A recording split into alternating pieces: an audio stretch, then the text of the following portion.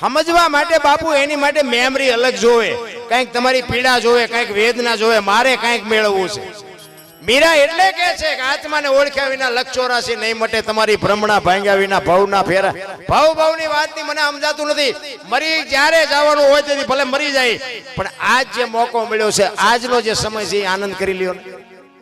કોઈને કાંઈ ખબર નથી કરમ શું છે ને ભાગ શું છે ને ભવ શું છે. હશે બધું આ સંતો કહે છે ખોટું હોય છે એવું, પણ મને એમાં ટપા નથી પડતા. મને એમ થાય કે આ મળ્યો એ ભવ સુધારી લેવાય. કાલની ખબર નથી, ભવની શું ખોરવી હોય ભલા. આ ભવ મોળો છે હે? વાહન મકાન રૂપિયા લોટા હવામાં ઉડે. અરે મેં આ અમારા મિત્ર બેટા 20 લાખની ગાડીઓ મેં જિંદગીમાં નહોતું વિચાર્યું સારું મોટરસાયકલ લઈશું.